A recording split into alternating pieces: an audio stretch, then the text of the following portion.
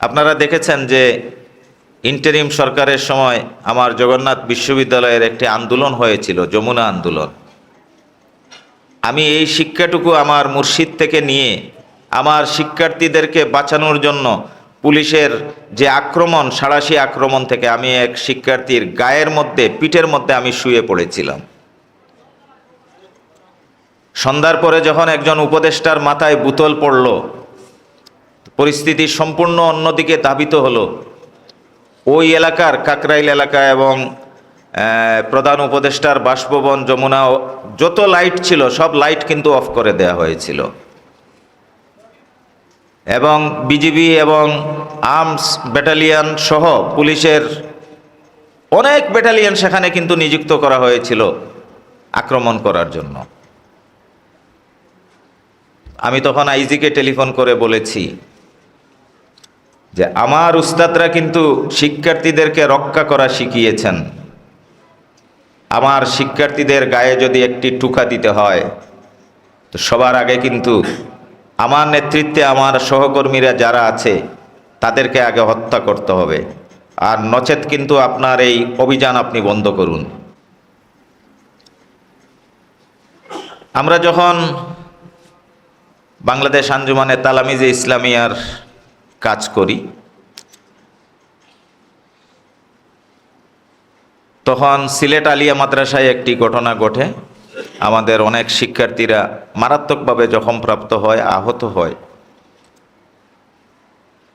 তো শিক্ষার্থীদের প্রতি একজন অভিভাবকের দরদ কি আমরা ওই সময় খুব কাছে থেকে আমাদের সাহেব কিবলা ফুলতলিকে দেখেছি। আমরা সুবানীঘাটের বাসায় ছিলাম, আমি সেখানে সামনে ছিলাম। যে কয়বার নিউজ ওনার কাছে গিয়েছে উনি সেই কয়বারই উঠেছেন নিজে বের হয়ে মাঠে চলে যাওয়ার জন্য, আমরা নিবৃত করেছি। তো অন্তর দিয়ে এই যে ধারণ করার একটা মানসিকতা এবং শক্তি, এটা সত্যিকারের অভিভাবকদের মধ্যেই থাকে এবং আমি সেখান থেকে শিক্ষা নিয়েছি। আপনারা দেখেছেন যে ইন্টারিম সরকারের সময় আমার জগন্নাথ বিশ্ববিদ্যালয়ের একটি আন্দোলন হয়েছিল, যমুনা আন্দোলন। আমি এই শিক্ষাটুকু আমার মুর্শিদ থেকে নিয়ে আমার শিক্ষার্থীদেরকে বাঁচানোর জন্য পুলিশের যে আক্রমণ, সাঁড়াশি আক্রমণ থেকে আমি এক শিক্ষার্থীর গায়ের মধ্যে, পিঠের মধ্যে আমি শুয়ে পড়েছিলাম। সন্ধ্যার পরে যখন একজন উপদেষ্টার মাথায় বোতল পড়ল, পরিস্থিতি সম্পূর্ণ অন্যদিকে ধাবিত হলো।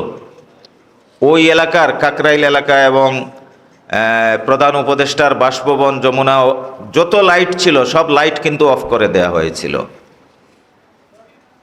এবং বিজিবি এবং আর্মস ব্যাটালিয়ন সহ পুলিশের অনেক ব্যাটালিয়ন সেখানে কিন্তু নিযুক্ত করা হয়েছিল আক্রমণ করার জন্য। আমি তখন আইজিকে টেলিফোন করে বলেছি যে আমার উস্তাদরা কিন্তু শিক্ষার্থীদেরকে রক্ষা করা শিখিয়েছেন। আমার শিক্ষার্থীদের গায়ে যদি একটি টুকা দিতে হয় তো সবার আগে কিন্তু আমার নেতৃত্বে আমার সহকর্মীরা যারা আছে তাদেরকে আগে হত্যা করতে হবে, আর নচেত কিন্তু আপনার এই অভিযান আপনি বন্ধ করুন। শেষ পর্যন্ত কিন্তু সেটা করা সম্ভব হয়নি। আমার শিক্ষার্থীরা সেখানে নিরাপদেই ছিল।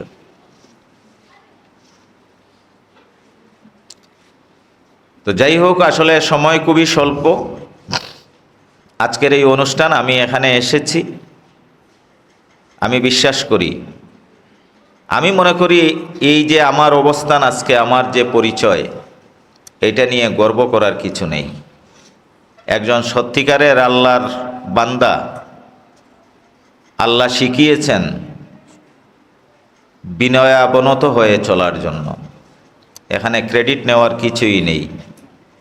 আল্লাহ আমাকে যে দায়িত্ব অর্পণ করেছে, আপনারা প্রত্যেকেই আমার জন্য দোয়া করবেন যেন আমার উপর অর্পিত সেই দায়িত্বটুকু আমি যথাযথভাবে পালন করতে পারি। কারণ আমি জানি আল্লাহ রসুলের হাদিস, আলা কুল্লুকুম রাঈন ওয়া কুল্লুকুম মাসউলুন আন রাইয়াতিহি।